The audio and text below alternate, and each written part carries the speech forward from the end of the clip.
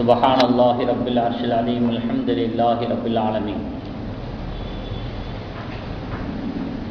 وقد قال الله تعالى في القرآن العظيم والفرقان المجيد: شهر رمضان الذي أنزل فيه القرآن هدى للناس وبينات من الهدى والفرقان إلى آخر الآية. قال نبينا رسول الله صلى الله عليه وسلم: إذا دخل رمضان فتحت أبواب السماء وفتحت أبواب الجنة وغلقت أبواب جهنم وسلسلة الشياطين وفتحت أبواب الرحمة. رواه البخاري أو كما قال عليه الصلاة والسلام.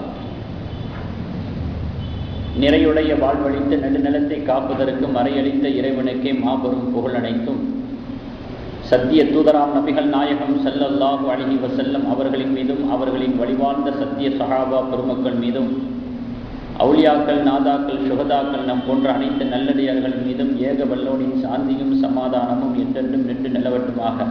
அஸ்ஸலாமு அலைக்கும் வரஹ்மத்துல்லாஹி தஆலா வபரகாத்துஹு. கண்ணியத்திற்குரியவர்களே, இரண்டாவது அத்தியாயம் 185வது வசனத்திலே ரமலானுடைய மாதத்தை பற்றி அல்லாஹு தஆலா கூறி காட்டுகிறான். அந்த மாதத்தினுடைய மகத்துவத்தை சொல்லி காட்டுகிறான். ஷஹ்ரு ரமலான் அல்லதி உன்சில ஃபீஹில் குர்ஆன். அந்த மாதம் எப்பேற்பட்ட சிறப்பான மாதம் என்று சொன்னால், உலக மக்களுக்கெல்லாம் வழிகாட்டியாக இருக்கக்கூடிய, நேர்வழிக்கான தெளிவுகளை பெற்றிருக்கக்கூடிய பெட்டகமாகிய திருமறை குர்ஆன், சத்தியத்தையும் அசத்தியத்தையும் பிரித்து காட்டக்கூடிய அந்த திருமறை குர்ஆன் அந்த மாதத்தில் தான் இறக்கப்பட்டது என்று திருமறையை வைத்து ரமலானுடைய மாதத்தின் சிறப்பினை அல்லாஹ் தஆலா எடுத்து சொல்லி காட்டியிருக்கிறார். ரமலானுடைய மாதம் ஒரு வரலாற்றை பின்னணியாக கொண்ட ஒரு மாதம், வரலாற்று சிறப்புமிக்க ஒரு மாதம், நன்மைகளுடைய பெட்டகம் என்று சொன்னால் மிகையாகாது. பருவ காலங்களிலே இலையுதிர் காலம் இருப்பது போல மனிதர்களுடைய பாவங்களிலே இது பிழையுதிர் காலம். அப்படிப்பட்ட ஒரு சிறப்பான ஒரு அம்சத்தை வல்ல ரஹ்மான் சிறப்பினை இந்த மாதத்திற்கு வைத்திருக்கிறார். ரமலானுடைய மாதம் வந்துவிட்டால் அதனுடைய எதிரொலி, அதனுடைய தாக்கங்கள் பலவாறாக இருக்கிறது என்பதை நாம் ஹதீஸ்களிலே, ஆயத்துக்களிலே பார்க்க முடிகிறது. நான் ஆரம்பத்திலே சொல்லி காண்பித்த அந்த ஹதீஸ் புகாரி ஷெரீஃபிலே பதிவு செய்யப்பட்டிருக்கிறது. பெருமானார் ஸல்லல்லாஹு அலைஹி வஸல்லம் அவர்கள் சொல்லுகிறார்கள்: இதா தகல ரமலான், ரமலானுடைய மாதம் வந்துவிட்டால் ஃபுத்திஹத் அப்வாபு ஸமா, வானத்தினுடைய கதவுகள் திறக்கப்பட்டு விடுகிறது. வஃபுத்திஹத் அப்வாபுல் ஜன்னா, சொர்க்கத்தினுடைய வாசல்கள் திறக்கப்பட்டு விடுகிறது. வகுலிகத் அப்வாபு ஜஹன்னம், நரகத்தினுடைய வாசல் மூடப்பட்டு விடுகிறது. வசுல்சிலத்தி ஷயாத்தீன், ஷைத்தான்களெல்லாம் அட்டூழியம் புரியக்கூடிய, தீங்குகள் விளைவிக்கக்கூடிய, தீமைகள் புரியக்கூடிய ஷைத்தான்களெல்லாம் அன்றைய மாதத்திலே விலங்கிடப்பட்டு விடுகிறது. வஃபுத்திஹத் அப்வாபு ரஹ்மா, அல்லாஹ்வுடைய கருணையின் கதவுகள் திறந்தே இருக்கின்றது என்று பெருமானார் ஸல்லல்லாஹு அலைஹி வஸல்லம் அவர்கள் சொல்லி காட்டியிருக்கிறார். இன்னொரு ஹதீஸ்ல பெருமானார் ஸல்லல்லாஹு அலைஹி வஸல்லம் அவர்கள் சொல்றாங்க: யா ஆயிஷா, தாபிமி தரஹ பாபில் ஜன்னா, சொர்க்கத்தினுடைய கதவை தொடர்ந்து தட்டிக்கொண்டே இரு என்று பெருமானார் ஸல்லல்லாஹு அலைஹி வஸல்லம் சொல்றாங்க. ஆயிஷா ரலியல்லாஹு கேட்குறாங்க: பிமா யா ரசூலல்லாஹ், அல்லாஹ்வுடைய தூதரே, எதை வச்சு நான் கதவை தட்டுறது? சொர்க்கத்தினுடைய கதவை தட்டுனா நான் எதை கொண்டு தட்டுவது என்று சொன்னதும் பெருமானார் ஸல்லல்லாஹு அலைஹி வஸல்லம் அவர்கள் சொல்றாங்க: பில் ஜூஇ, பசியை கொண்டு தட்டு என்று பெருமானார் ஸல்லல்லாஹு அலைஹி வஸல்லம் சொன்னாங்க. பசிங்கிறது பொதுவான பசி அல்ல, அல்லாஹ்வுக்காக பொறுத்து கொண்டிருக்கக்கூடிய பசி, இல்லாததுனால உள்ள பசி அல்ல, எல்லாம் இருந்து வரக்கூடிய பசி அது. அப்ப அது அல்லாஹ்வுக்காக உள்ள பசி அது. இந்த பசிக்கு எவ்வளவு பெரிய பவர் இருக்குது அப்படின்னு சொன்னா, சொர்க்கத்தினுடைய கதவை தட்டக்கூடிய ஒரு அபார ஆற்றல் இந்த பசிக்கு இருக்கிறது என்பது பெருமானார் ஸல்லல்லாஹு அலைஹி வஸல்லம் அவர்கள் சொன்ன ஒரு வாக்காக இருக்கிறது. நரகத்தினுடைய வாசல் மூடப்பட்டு விடுகிறது அப்படின்னு ஹதீஸினுடைய வார்த்தையில நம்ம பார்க்கிறோம். ஏன் நரகத்தினுடைய வாசல் மூடப்பட்டு விடுவதாக சொல்லப்பட்டிருக்குது அப்படின்னு சொன்னா, பொதுவாகவே அல்லாஹ்வும் சரி அவனுடைய தூதரும் சரி 5 வேளை தொழுதால் உனக்கு நரகத்திலிருந்து விடுதலை, நீ நஃபிலான வணக்கங்கள் செய்தால் உனக்கு நரகத்திலிருந்து விடுதலை, நீ அல்லாஹ்வை அதிகமாக நினைவுகூர்ந்து திக்ர் செய்தால் நீ நரகத்திலிருந்து விடுதலை, இல்லாதாருக்கு நீ உணவளித்தால் பசியாற்றினால் உனக்கு நரகத்திலிருந்து விடுதலை, உம்ரா செய்தால் நரகத்திலிருந்து விடுதலை என்பதாக அல்லாஹ் ரசூலினால் அதிகமாக சொல்லப்பட்டிருக்கிறது. இவைகள் அனைத்துமே ஒரே மாதத்துல சங்கமிக்குது. இது தனிநபர் வாரியாக சொல்லப்பட்டது, ஒவ்வொருத்தவங்களும் ஒவ்வொரு சந்தர்ப்பத்துல ஒவ்வொரு மாசத்துல செய்யக்கூடிய விஷயம். ஆனா எல்லாமே ஒருங்கே பெற்று ஒரே மாதத்துல குமிக்கப்படுது அப்படின்னு சொன்னா அது ரமலானுடைய மாதத்துல தான். அப்புறம் என்னத்தை இழுத்து மூட வேண்டியதானே? தனிநபர் வாரியாக ஒவ்வொருத்தவங்களுக்கு நீ இதை செஞ்சா நரகத்தினுடைய விடுதலை உனக்கு கிடைக்கும், அதை செஞ்சா உனக்கு நரகத்தினுடைய விடுதலை கிடைக்கும். எல்லாருமே தொடர்ச்சியா இதையே செஞ்சுக்கிட்டு இருக்கிறாங்க, வினாடி பொழுது விடாம. ஒரு ஊர்ல இன்றைய தினம் யாருமே சாப்பிடக்கூடாது அப்படின்னு முடிவு பண்ணதாக செய்தி பரவல் ஆயிடுச்சுன்னா ஹோட்டல் இழுத்து மூடிட்டு போயிட வேண்டியதான். தொடர்ந்து வைக்கிறதுல அர்த்தமே இல்லை. ஒரு நபர் பசியா இருக்கிறாரு, ஒரு 5 பேர் சேர்ந்து சாப்பிடக்கூடாது முடிவு எடுத்துட்டு இருக்கிறாருன்னா அதுக்கு கடையை மூட வேண்டிய அவசியம் இல்லை. நரகத்தை அப்படியே இழுத்து மூடப்படுது அப்படின்னு சொன்னா இந்த ஒரு மாசத்துல தொடர்ச்சியாக அமல்கள் இருக்கிறது. பார்க்கலாம் சப்புகளுடைய அதிகரிப்பு ஜும்மா மாதிரி இருக்கும் சில பள்ளிகள்ல, இது வெள்ளிக்கிழமை தானா அப்படின்னு நினைக்கிற அளவுக்கு இருக்கும். அப்போ தொடர்ச்சியாக குமிக்கப்படுகிறது. அல்லாஹ் ரசூலினால் என்னென்ன நற்காரியங்களை எல்லாம் அடையாளம் காட்டப்பட்டு இதனால உனக்கு நரகத்துல விடுதலை, உனக்கு அதனால நரகத்துல விடுதலை சொல்லப்படுதோ அது எல்லாமே இந்த மாசத்துல தான். ஆகையினால் ஹதீஸில் இந்த வார்த்தையை பார்க்க முடிகிறது, நரகத்தினுடைய கதவு மூடப்பட்டு விடுகிறது இந்த மாதத்துல என்பதா மட்டுமின்றி, உழைத்து களைத்தவனுக்கு உழைச்சுக்கிட்டே இருக்கிறான், களைச்சு போய் இருக்கிறான், அவனுக்கு ஓய்வும் உறக்கமும் எப்படி ஒரு உத்வேகத்தை தருமோ, ஒரு புதிய தெம்பை தருமோ, உற்சாகத்தை தருமோ, அதே போல உடல் உறுப்புகளுக்கு 11 மாதங்களாக இயங்கிக் கொண்டிருந்த செயல்பட்டு கொண்டிருந்த அந்த உடல் உறுப்புகளுக்கெல்லாம் திடீர்னு உணவு மறுப்பு என்கிற அந்த ஒரு செயலை செய்கிற பொழுது அது மிகப்பெரிய ஒரு உறுப்புகளுடைய ஒரு உற்சாகத்துக்கு ஒரு சிறந்த கருவியாக அமைந்து விடுகிறது என்பது ஒரு யோகோபித்த ஒரு கருத்தாக இருக்கிறது, ஆராய்ச்சி முடிவாக இருக்கிறது. அதே போல பட்டினி, வைத்த பட்டினி போடுறது, மருத்துவர்களுடைய கருத்து என்ன அப்படின்னு சொன்னா, வைத்த பட்டினி போடுறது நோன்பல்ல, பசியா இருக்கிறது நோன்பல்ல. நோன்புன்னு சொன்னா சாப்பிட வேண்டிய சாப்பாடை முறையா சாப்பிடணும், நேரம் அறிந்து, உணர்வு அறிந்து, தேவை அறிந்து, அளவிட்டு அதற்குரிய முறையோட சாப்பிட்றதா உண்மையான நோன்பு அப்படின்னு சொல்லி மருத்துவர்கள் சொல்றாங்க. இதனுடைய இந்த பலனை, இந்த கூற்றை, இந்த கருத்தினுடைய சாராம்சத்தை நாம் ரமலான் மாதத்தில் வைக்கக்கூடிய நோன்பின் மூலமாக நாம் பெற முடிகிறது. ரமலானுடைய நோன்பு இதைத்தான் நமக்கு பலனாக தந்து கொண்டிருக்கிறது என்பதை நாம் விளங்கிக் கொள்ள வேண்டும். அதை இப்படியும் பெருமானார் ஸல்லல்லாஹு அலைஹி வஸல்லம் மட்டும் சொன்னார். என்ன அப்படின்னா, மல்லம் யதா கௌல ஜூரி வல் அமல பிஹி வல் ஜுஹல, யார் தேவையில்லாத பேச்சு, வீணான விளையாட்டு காரியங்கள், அறியாமைத்தனமான செயல்கள், இவைகளெல்லாம் விடாம, இவைகளிலிருந்து விலகாம நான் நோன்பு வச்சிருக்கிறேன் அப்படின்னு சாப்பிடாம குடிக்காம மட்டும் இருந்தார்னா, ஃபலைஸ லில்லாஹி ஹாஜத்தன் ஃபீ அன் யதஅ தஆமஹு வ ஷராபஹு, அவர் உணவை விட்டு விடுவதினாலோ குடிப்பை விட்டு விடுவதினாலோ அது அல்லாஹ்வுக்கு எந்த ஒரு தேவையும் இல்லை என்பதாக பெருமானார் ஸல்லல்லாஹு அலைஹி வஸல்லம் அவர்கள் சொன்ன ஹதீஸ் புகாரிலே பதிவு செய்யப்பட்டது. அதனால ஏதோ பசியா இருக்கிறது, ஏதோ ஒரு பட்டினியா இருக்கிறது அப்படிங்கிறது இல்லை. நோன்பு என்றால் அது சில நிபந்தனைகளுக்கு உட்பட்டு இருக்கிறது. சாப்பிடக்கூடிய அந்த நேரத்தில், சாப்பிடக்கூடிய அளவுல, சாப்பிடக்கூடிய முறையில, அதற்கு பிறகு பின்பற்ற வேண்டிய ஒழுக்க விழுமியங்கள்ல, இதுதான் ஒரு பரிபூர்ணமான ஒரு நோன்பு. அந்த நோன்பைத்தான் இஸ்லாம் நம்மிடத்திலிருந்து எதிர்பார்க்கிறது என்பதை நாம் விளங்கிக் கொள்ள வேண்டும். சாப்பிடாம குடிக்காம இருக்கிறது நோன்புங்கிற அந்த மெயின் செட்டிங்கை கலட்டி எடுத்துருக்கோம். அதை அப்படியே நம்ம மனசுல பதிய வச்சுக்கிட்டே இருக்கிறோம். அதுக்கு பிறகு எவ்வளவோ நம்ம கடைபிடிக்க வேண்டிய விஷயங்கள் நிறைய இருக்கிறது.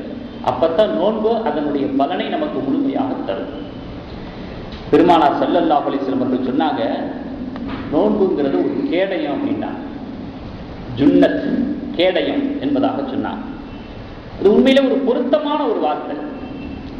நோன்பை மனிதனுக்கு ஒரு கேடயம் என்று சொன்னது ரொம்ப பொருத்தமான வார்த்தை.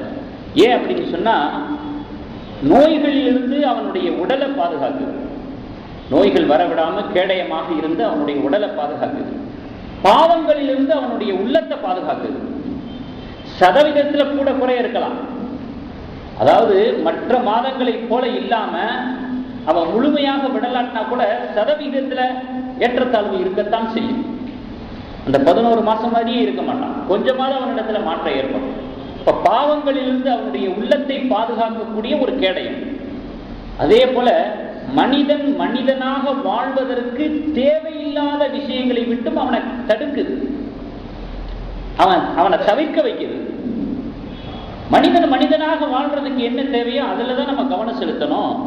அது அல்லாத விஷயங்கள்ல கவனம் செலுத்துகிற பொழுது இந்த நோன்பு நினைவூட்டுகிறது. அப்பா, நீ நோன்பு வச்சிருக்கிற, பெரிய நோன்பாளிங்கிற, நீ இப்படி இருக்கிற அப்படி இருக்கிற, ஒரு உள்குத்து, ஒரு உள் உணர்வு எங்கிருந்து வருது? இந்த நோன்பினுடைய எதிரொலியாக வருகிறது. அப்போ இது ஒரு கேடயம் என்று நபிகள் நாயகம் ஸல்லல்லாஹு அலைஹி வஸல்லம் அவர்கள் சொன்னதுல என்ன மிக இருக்க முடியும்? அதே போல சொல்லுவாங்க, பசி வந்தால் 10 பறந்து போகும்.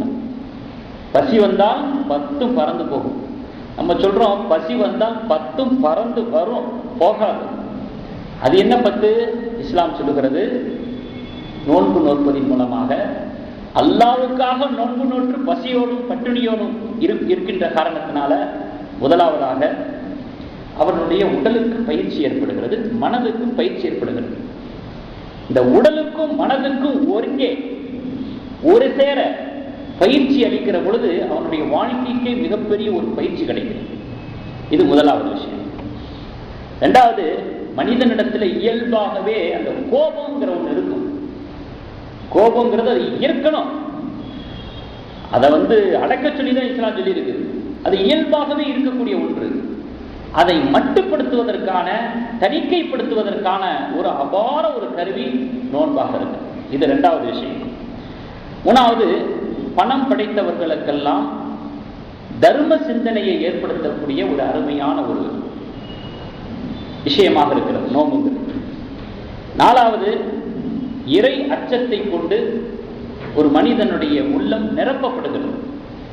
சகர்ல எந்திரிச்சதிலிருந்து பாருங்க, அதே சிந்தனை. அவனை அதில் கவனம் செலுத்தலாட்டினாலும் அந்த நோன்பு வச்சிருக்கிறோங்கிற அந்த சிந்தனை அப்படியே இருந்துகிட்டே தான் இருக்கும். பறிக்கப்பட்ட மாதிரி ஆயிடும் மனசுல. நோன்பு வச்சிருக்கிறோம், அல்லாஹ்வுக்காக நோன்பு வச்சிருக்கிறோம், ஏன்னா இது ரமலான் மாசம் அப்படின்னு வேற காரியங்களின் பக்கம் கவனம் செலுத்தினாலும் கூட அவனுடைய உள்ளத்துல ஆழ பதிய பெற்றதாக ஆகிடும். இப்ப அந்த மாதிரி ஒரு அம்சத்தை ஏற்படுத்துகிறது. இந்த இறையச்சத்தை கொண்டு அவனுடைய மனம் அமைதி பெறுகிறது. அப்புறம் 11 மாத கால, ஐந்தாவது விஷயம், 11 மாத காலங்களாக உணவு பழக்க வழக்கங்கள்ல தாறுமாறான ஒரு நிலையை கொண்டிருந்தான். ஏனோதானோ அப்படிங்கிற ஒரு நிலையை கொண்டிருந்தான். அந்த தாறுமாறான பழக்க வழக்கங்களிலிருந்து ஒரு மனிதனை மீட்டெடுக்கக்கூடிய ஒரு நிலையாக, மீட்டெடுக்கக்கூடிய ஒரு சூழலை தரக்கூடியதாக இந்த ரமலானுடைய மாதத்துல நாம் இருக்கக்கூடிய அந்த பசி பட்டினி என்கிற அந்த நோன்பு நமக்கு பெற்றுத்தருது. ஆறாவது விஷயம், நோன்பெல்லாம் பர்ஃபெக்டா நம்ம வச்சுக்கிட்டே வரும்பொழுது ஏதோ நம்மளால முடிஞ்ச அளவுக்கு நம்ம கண்ணுக்கு தெரிஞ்சு நம்முடைய கவனத்துக்கு ஹராமா எதுவும் பண்ணல, பாவங்கள் எதுவும் செய்யல, சொல்றபடி இருக்கிறபடி தான் நம்ம நோன்பு வச்சுக்கிட்டு வர்றோம் அப்படிங்கிற ஒரு நிலையில பாத்தீங்கன்னா உங்களை அறியாமையே மனசுல ஒரு விதமான ஒரு திருப்தி ஏற்படும், ஒரு சந்தோஷம் ஏற்படும். கடமையை நிறைவு செய்தோ, அல்லாஹ்வுடைய கடமையை உதாசீனப்படுத்தல, புறந்தள்ளல, பொருட்படுத்தாம இருக்கல, அலட்சியப்படுத்தல, அந்த கடமைக்குரிய மரியாதையை கொடுத்து நம்ம நோன்பு வச்சுக்கிட்டு வர்றோம் அப்படிங்கிற அந்த ஒரு எண்ணத்தின் பிரதிபலிப்பாக ஒரு மன மகிழ்வு ஏற்படும் பாருங்க. இதெல்லாம் உடலுக்கு ஆரோக்கியமான விஷயம். இந்த மன மகிழ்வு உள்ளத்துக்கு ரொம்ப ஆரோக்கியமான விஷயம். இதை பெற்றுத்தரக்கூடியதாக இருக்கிறது. கடமையை நிறைவு செய்தோம் என்கிற மன மகிழ்வு. 7வது, இறைவனுடைய அருளையும் இறை அன்பையும் பெற்றுத்தரக்கூடிய ஒன்றாக இந்த பசி பட்டினி நோன்பு என்பது நமக்கு அமைந்து விடுகிறது. இறை அருள் ரொம்ப முக்கியம். எவ்வளவுதான் கோடி கோடியாக தர்மம் செஞ்சாலும், எவ்வளவுதான் ஆயிரக்கணக்கான ரக்காயத்துக்குள் தொழுதாலும் கூட மற்றவர்களுடைய உரிமைகளுடைய விஷயத்துல நம்ம சம்பந்தப்பட்டு ஏதாவது குறைவு செய்கிற பொழுது அத்தனையும் அள்ளிக்கிட்டு போயிடுவாங்க. நம்ம செஞ்ச தான தர்மங்கள், தொழுகை, அது இது எல்லாத்தையும் வாரி சுருட்டிக்கிட்டு போயிடுவாங்க. எனக்கு தர வேண்டியது இவ்வளவு, அது அவனுக்கு தர வேண்டியது இவ்வளவுன்னு எம்டியா நிக்க வேண்டியதுதான்.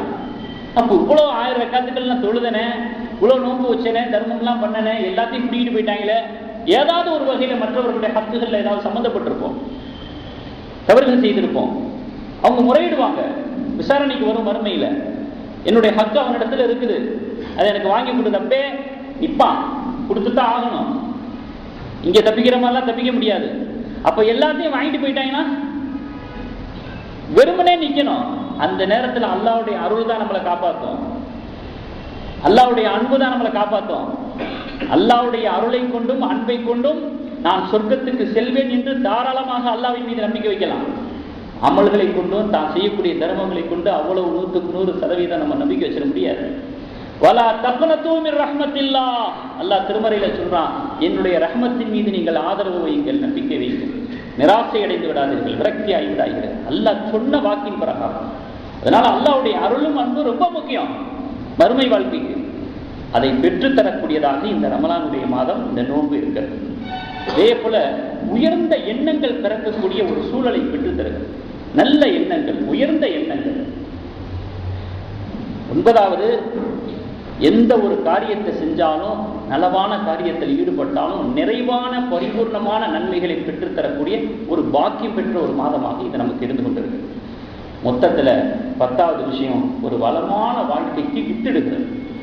இதை நம்ம பயன்படுத்திக்கிறோம். இது இறக்கப்பட்ட அல்லாஹ் நமக்கு கொடுத்திருக்கிற கிஃப்ட். இழந்தோம்னா இழந்ததுதான், அதை மதிச்சோம்னா மதிச்சதுதான். அது நம்முடைய மனசை பொறுத்தளவில் இருக்கிறது, நம்முடைய ஈமானுடைய வீரியத்தை பொறுத்து.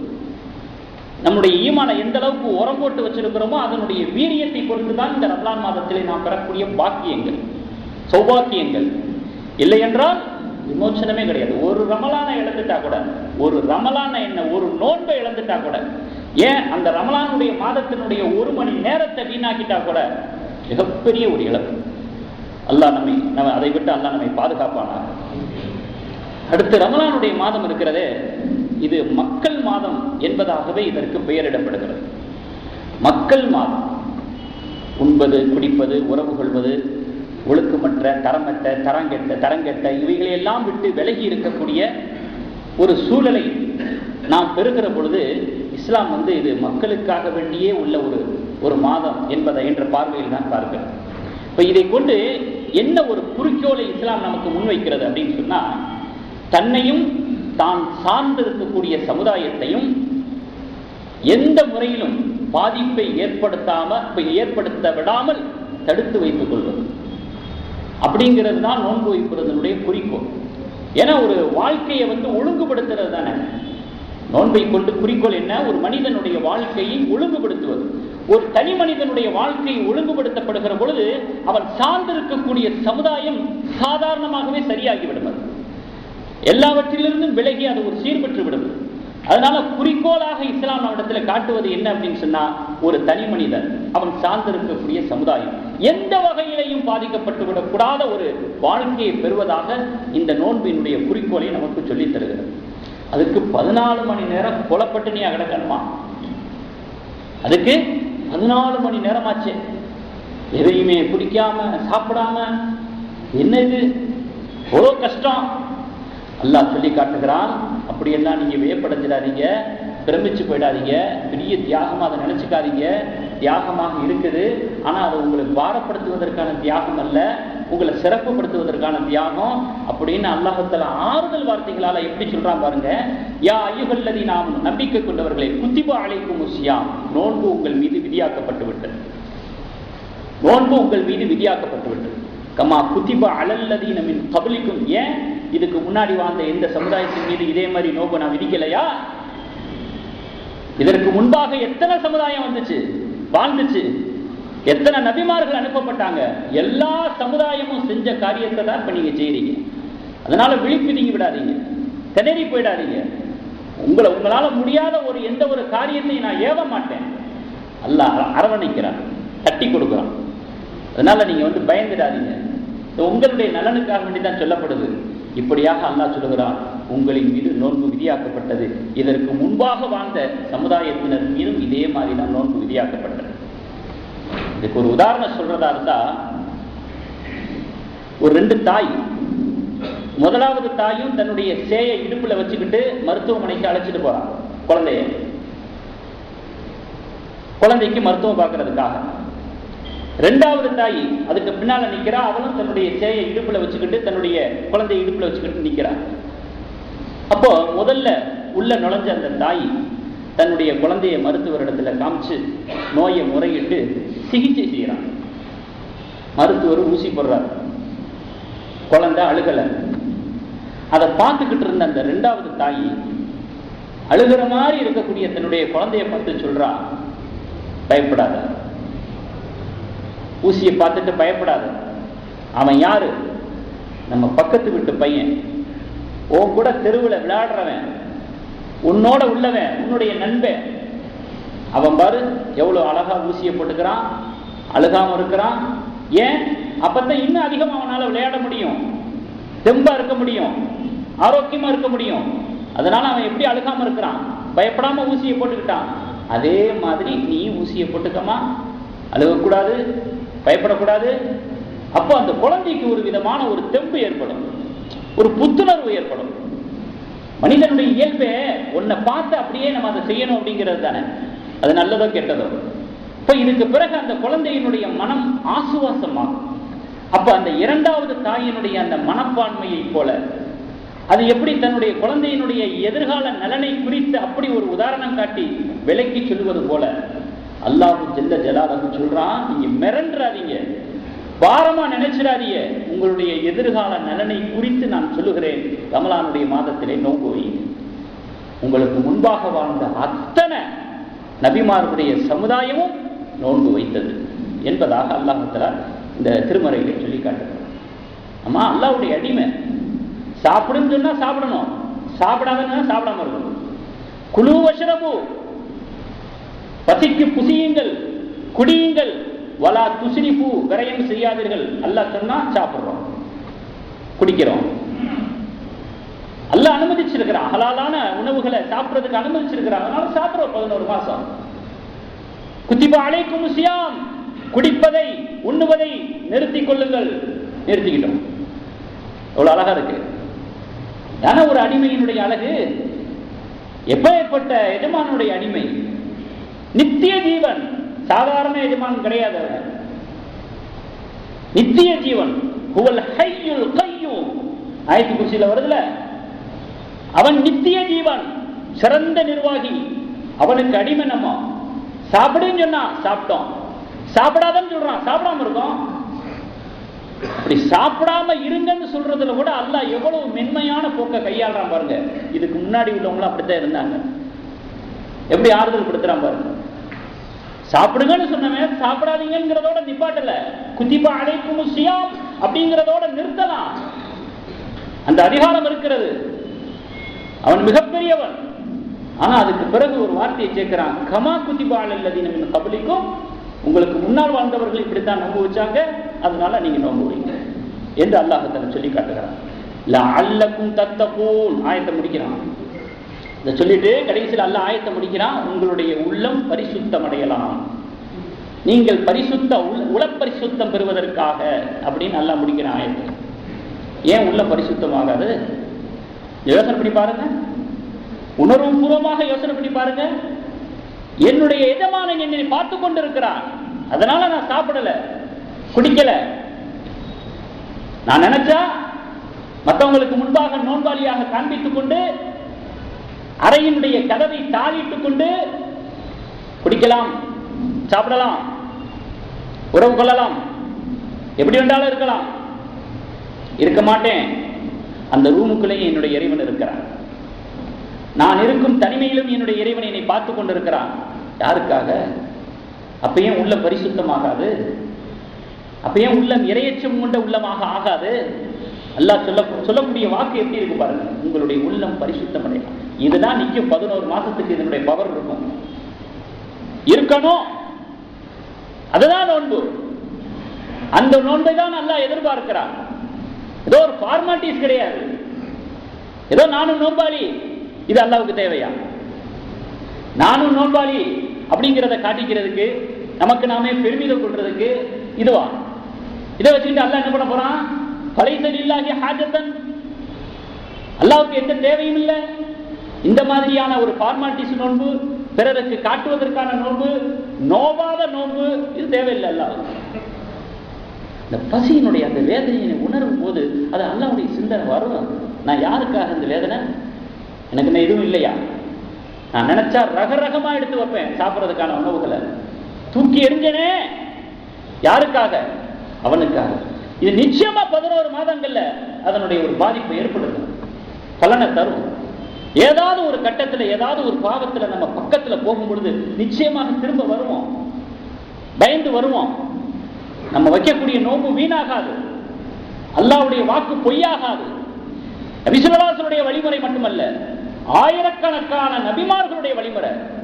அந்த வழிமுறையை ஏற்று மதித்து வைக்கக்கூடிய நோன்பு எப்படி நமக்கு ஏமாற்றத்தை தரும், வீணாக ஆகும். ஆகையினால் அப்படிப்பட்ட ஒரு சிறப்பு வாய்ந்த அந்த நோன்பின் மூலமாக உங்களுடைய உள்ளம் பரிசுத்தமடைகிறது என்று அல்லாஹ் தஆலா அந்த ஆயத்தை முடிக்கிறார். ஆதம் அலைஹிஸ்ஸலாம் அவர்களுடைய காலத்திலிருந்தே நோன்பு ஸ்டார்ட் ஆயிடுச்சு. வரலாற்று தகவல்கள் அல் குனியத் என்கிற ஒரு கிதாபிலே ஒரு பதிவு செய்யப்பட்ட ஒரு விஷயம். அலி இப்னு அபீ தாலிப் ரலியல்லாஹு தஆலா அவர்கள் சொல்றாங்க, லம்மா அஹ்பத்தல்லாஹு தஆலா ஆதம மினல் ஜன்னதி இலல் அர்த். ஆதம் அலைஹிஸ்ஸலாம் அவர்களை வானத்திலிருந்து, சொர்க்கத்திலிருந்து அல்லாஹ் பூமிக்கு இறக்கி வைத்த போது அஹரகத்துஹு ஷம்சு, சூரியன் அவர்களுடைய உடம்பை சுட்டெரித்தது. திடீர்னு வெயில பார்க்கும் பொழுது, வெயில் மேனியில படும் பொழுது எப்படி இருக்கும்? சூரியனுடைய சூடு அவர்களுடைய உடலை சுட்டெரித்தது. ஃபஅஸ்வத ஜஸதுஹு, அவர்களுடைய மேனி கருத்து விட்டது. ஃபஅதாஹு ஜிப்ரீல் அலைஹிஸ்ஸலாத்து வஸ்ஸலாம், ஜிப்ரீல் அலைஹிஸ்ஸலாம் அவர்கள் வருகை தருகிறார்கள், விஜயம் தருகிறார்கள். ஃபகால, கேட்கிறார்கள், யா ஆதம் அத்துஹிப்பு அன் யபீல ஜஸதுக, உங்களுடைய மேனி வெண்மையாக வேண்டுமா? உங்களுடைய மேனி வெண்மையாக வேண்டுமா என்று ஜிப்ரீல் அலைஹிஸ்ஸலாம் அவர்கள் கேட்கிறாங்க. கால நஅம், ஆதம் அலைஹிஸ்ஸலாம் அவர்கள் ஆமான்னு சொல்றாங்க. காலலவு, அதுக்கு ஜிப்ரீல் அலைஹிஸ்ஸலாம் அவர்கள் சொல்றாங்க, ஃபசும் மின ஷஹரி சாலித அஷர வ ராபி அஷர வ ஹாமிஸ் அஷர, மாசத்துல 3 நாள், 13, 14, 15, 3 நாட்கள் நோன்பு வைங்க, நீங்கள் வெண்மை அடைந்து விடுவீர்கள் அப்படின்னு ஜிப்ரீல் அலைஹிஸ்ஸலாம் அவர்கள் சொல்றாங்க. மாசத்துல 3 நாள் நோன்பு வைக்கிறாங்க. மீண்டும் அந்த வெண்மையை அவர்கள் அடைந்து விடுகிறார்கள். ஒரு நீளமான ஒரு வார்த்தைகளுடைய ஒரு தொகுப்பு. அப்போ அதுக்குத்தான் இந்த மாசத்துல 3 நாள் சுன்னத்தான நோன்பு வைக்கிறாங்க பாருங்க. அதுக்கு ஐயாமுல் பீல் என்பதாக ஏன் பேர் வந்துச்சுன்னா, அந்த வெண்மையின் நாட்கள் அப்படிங்கிற இந்த அர்த்தத்துலதான், இந்த வரலாற்று பின்னணியை கொண்டுதான் அந்த மாசத்துல சுன்னத்தான 13, 14, 15 நோன்பு வைக்கிறத ஐயாமுல் பீலுடைய நாட்கள் என்பதாக சொல்றாங்க.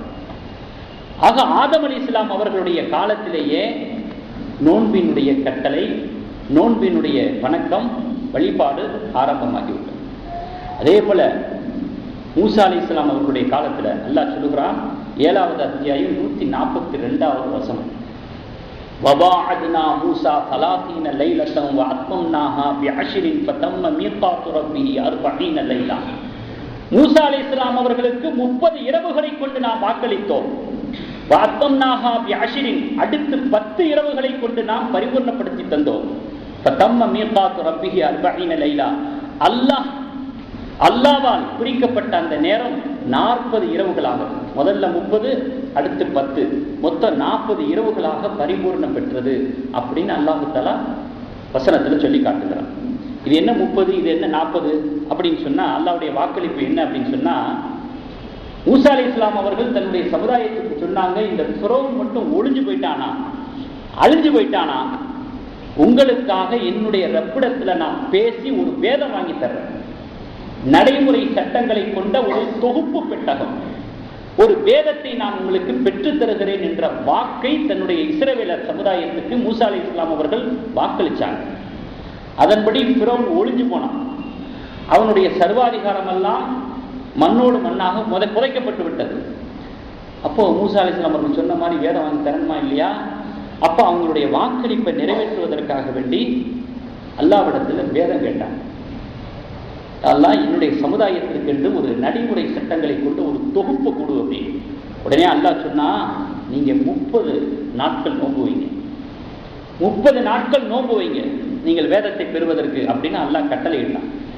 அந்த அடிப்படையில் அல்லாஹ் சொல்லுகிறான் தலாசீன லைலா, 30 இரவுகள். ஏன்னா அந்த காலத்துல இரவை கொண்டு நாட்களை கணித்த காரணத்தினால 30 நாளுன்னு சொல்ல மாட்டாங்க, 30 பகல்னு சொல்ல மாட்டாங்க, 30 இரவுன்னு தான் சொல்லுவாங்க. அந்த காலத்து மக்களுடைய வழக்கம். அதன் அடிப்படையிலேயே அல்லாஹ் சொல்றான் 30 இரவுகள், அதாவது 30 நாட்கள் அவங்க மூசா அலைஹிஸ்ஸலாம் அவர்கள் நோன்பு வச்சாங்க. அப்படி நோன்பு வைக்கிற பொழுது ஹாரூன் அலைஹிஸ்ஸலாம் இருக்காங்கல்ல, அவங்களுடைய சகோதரர், அவங்கள தன்னுடைய சமுதாயத்துக்கு பிரதிநிதியாக நியமிச்சாங்க. ஏன்னா நான் நோன்பு வைக்க போறேன், தனிமையில் அல்லாஹ்வை தவம் இருக்க போறேன், வேதத்தை பெற வேண்டும் என்ற ஒரு உயரிய நோக்கத்துக்காக நீ போறேன், இந்த சமுதாயத்தை உங்கள்கிட்ட தான் நான் விட்டுட்டு போறேன், இவங்களை நீங்க நல்லபடியா பார்த்துக்குங்க என்பதாக தன்னுடைய சகோதரர் ஹாரூன் அலைஹிஸ்ஸலாம் அவர்களை பொறுப்பாக நியமிச்சுட்டு போறாங்க. அதையும் அல்லாஹ் சொல்றான், வகால மூசா லி அஹி, மூசா அலைஹிஸ்ஸலாம் அவர்கள் தன்னுடைய சகோதரருக்கு சொன்னார்கள், ஹாரூன் அக்லுப்னி ஃபீ கௌமி, என் சமுதாயத்துக்கு நீங்க பிரதிநிதியாக இருங்கள் என்று சொல்லிவிட்டு தூர்சினா மலைக்கு போனாங்க. தூர்சினா மலைக்கு போய் தனிமையாக தவம் இருந்தான். பகல் காலங்கள்ல நோன்பு, இரா காலங்கள்ல தவம், தனிமை.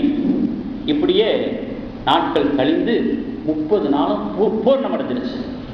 ரொம்ப சந்தோஷம், 30 நாட்கள் நோன்பு வச்சுட்டோம், அடுத்து வேதம் கிடைக்க போகுது. அப்போ வேதம் கிடைக்கிறதா இருந்தா, வேதத்தை பெறுவதாக இருந்தால் என்ன செய்யணும் அப்படின்னு சொல்லிவிட்டு அல்லாஹ்விடத்துல பேச போறோம். ரொம்ப சந்தோஷம், அல்லாஹ்விடத்துல பேசி வேதம் வாங்கிட்டு வர போறோம். அதனால அந்த 30 நாள் நோன்பு வச்சதுல வாயெல்லாம் நாறுது, ஒரு துர்வாடையா இருக்குது. அதனால பல்ல நல்லா தேய்ச்சிட்டு, வாயை நல்லா கழுவிட்டு, சுத்தமாக்கிட்டு அல்லாஹ்வை போய் சந்திச்சு அவனிடத்துல பேசி இந்த வேதத்தை வாங்கிட்டு வந்துடணும் அப்படின்னு சொல்லிட்டு வாயெல்லாம் சுத்தம் பண்ணி விட்டு அல்லாஹ் இடத்துல போறான். போய் அல்லாஹ் இடத்துல வேதம் கேட்கிறாங்க. அப்போ நோன்பாளியினுடைய வாடை இயற்கையாகவே துர்வாடையாகத்தான் இருக்கும். ஆனா அவங்களும் இறைவனிடத்துல நம்ம பேச போறோங்கிறதுக்காண்டி வாய்வாடை வரக்கூடாது அப்படின்னு சுத்தம் பண்ணாங்க. ஆனா இப்படி சுத்தம் பண்ணது அல்லாஹ்வுக்கு விருப்பம் இல்லை. துர்வாடையை சுத்தம் பண்ணது அல்லாஹ்வுக்கு விருப்பம் இல்லை. ஏன்னா மூசா அலைஹிஸ்ஸலாம் அவர்களுக்கு தெரிந்திருக்கவில்லை, இந்த துர்வாடை அல்லாஹ்விடத்திலே கஸ்தூரியை விட அதிக மேன்மையான மனம் தரக்கூடியது, கஸ்தூரியை விட அதிக மனம் கமலக்கூடிய ஒரு தரஜாவில் உள்ளது என்று மூசா அலைஹிஸ்ஸலாம் அவர்களுக்கு தெரியல. 30 நாள் நோன்பு வச்ச உடனே அல்லாஹ்விடத்துல பேச போறோம், வாயை சுத்தம் பண்ணணும்னு சுத்தம் பண்ணிட்டு போனாங்க. அல்லாஹ் தஆலாவுக்கு அது விருப்பம் இல்லாத காரணத்தினால, அல்லாஹ் தஆலாவுக்கு அது பிரியம் இல்லாத காரணத்தினால அல்லாஹ் தஆலா சொல்லிட்டான், மறுபடியும் 10 நாள் நோன்பு வைங்க. வஅத்மம்னாஹா பிஅஷ்ரின், மீண்டும் 10 நாட்கள் நோன்பு வைக்க வேண்டும் என்பதாக நான் மூசா அலைஹிஸ்ஸலாம் அவர்களுக்கு வாக்களித்தேன். அந்தபடி மறுபடியும் 10 நாள் நோன்பு வச்சாங்க. நோன்பு வச்சுட்டு அந்த வாடையோட, அந்த துருவாடையோட அல்லாஹ்வை சந்திக்கிறாங்க, அல்லாஹ்விடத்துல பேசுறாங்க, வேதத்தை பெற்று செல்கிறாங்க. அதைத்தான் பெருமானார் ஸல்லல்லாஹு அலைஹி வஸல்லம் அவர்கள் சொன்னாங்க. புகாரில பதிவு செய்யப்பட்ட ஹதீஸ், முஸ்லிம் ஷரீஃப்ல பதிவு செய்யப்பட்ட ஹதீஸ், நோன்பாளியினுடைய வாய் வாடை அது வயிற்றிலிருந்து வரக்கூடிய வாடை, அது ஒரு விதமான வாடை. அந்த வாடை அல்லாஹ்வுக்கு ரொம்ப பிடித்தமானது, ரொம்ப பிடித்தமானது. அல்லாஹ் எவ்வளவு ஒரு பூரிச்சு போறான் தெரியுமா? அல்லாஹ் பூரிச்சு போகக்கூடிய ஒரு வணக்கத்தை செய்யக்கூடிய பாக்கியத்தை நம்ம ஹயாத்தா பெற்றிருக்கிறோம்னா அது எவ்வளவு பெரிய கொடுப்பினது. ஹயாத்தை பெற்றிருக்கிறோம், ஆரோக்கியத்தை பெற்றிருக்கிறோம், ஜீவியத்தை பெற்றிருக்கிறோம், அவனால் அளிக்கப்படக்கூடிய அற்கொடைகளை எல்லாம் அனுபவித்துக் கொண்டிருக்கிறோம். எப்படி நோன்பு வைக்காம இருக்க மனசு வருது? ஒரு ஈமான் கொண்ட மனசுக்கு, இஸ்லாத்தை ஏற்றுக்கொண்ட மனசுக்கு, அல்லாஹ் எப்படிப்பட்டவன் என்பதை விளங்கிக் கொண்ட மனசுக்கு எப்படி? ஆனா நோன்பு வைக்கலாட்டாலும் பரவாயில்ல, பகிரங்கமா சாப்பிடாமையாவது இருக்கலாம்ல. அப்படி பகிரங்கமா ஒரு முஃமின் சாப்பிட்டு கொண்டிருப்பது பலர் பார்க்கும் பார்வையில சாப்பிட்டு கொண்டிருப்பது, ரமலானை அவமதிப்பது, இவ்வளவு விஷயங்கள் இருக்குதே, இதெல்லாம் உதாசீனப்படுத்துறது. எல்லாம் விட்டு விடுவானா? மிகப்பெரிய ஒரு தண்டனைக்கு ஆளாக வேண்டியது. அதனால ரமலானுடைய மரியாதையை நாம் செலுத்த வேண்டும், அதற்குரிய வணக்கங்களை நாம் செயல்படுத்த வேண்டும். ஆக அல்லாஹ் தஆலா கஸ்தூரி மனதை விட அதிகமான ஒரு தரஜாவை கொண்டதாக ஒரு நோன்பாளியினுடைய வாய்பாடு இருக்கிறது என்பதாக இந்த ஆயத்தினுடைய தப்சீரிலே நாம் பார்க்க முடிகிறது. இதே மாதிரி மரியம் அலைஹிஸ்ஸலாத்து வஸ்ஸலாம் அவர்களுடைய காலத்துல நோன்பு இருந்துச்சு. அதையும் அல்லாஹ் சொல்லி காட்டுகிறான். ஃபகுலி வஷ்ரபி வகர்ரி ஐனா ஃபஇம்மா தரஇன்ன மினல் பஷரி அஹதன் ஃபகுலி இன்னி நதத்து லிர்ரஹ்மானி ஸௌமன் ஃபலன் உகல்லிமல் யௌம இன்சியா. நான் அல்லாஹ்வுக்காக நோன்பு வைக்கிறேன். அந்த காலத்துல நோன்பு என்ன தெரியுமா? யாரிடத்திலையும் பேசாம இருக்கிறது. ஆக அல்லாஹ்வுக்காக செய்யறது. யாரிடத்திலையும் இன்றைய நாள் நான் பேச மாட்டேன், இப்படியாக என்னுடைய ரப்புக்காக ரஹ்மானுக்காக நான் நோன்பு வைப்பதாக நேர்ச்சை பண்ணியிருக்கிறேன் என்று நீங்கள் மக்களிடத்திலே சொல்லி விடுங்கள். மக்களிடத்திலே நீங்கள் நோன்பாளியாக உங்களை நீங்கள் நிலைப்படுத்திக் கொண்டு யாரிடத்திலையும் பேசாதீங்க. சாப்பிடுங்க, இப்ப குடி வச்சிருங்க, குடிங்க, சாப்பிடுங்க, ஐனா கண் குளிர்ச்சி பெறுங்கள் அப்படின்னு சொல்லி நோன்பு விஷயமாக மரியம் அலைஹிஸ்ஸலாம் இடத்துல அல்லாஹ் பேசுவதாக 19வது அத்தியாயம் 26வது வசனத்தில் அல்லாஹ் சொல்லுகிறார்.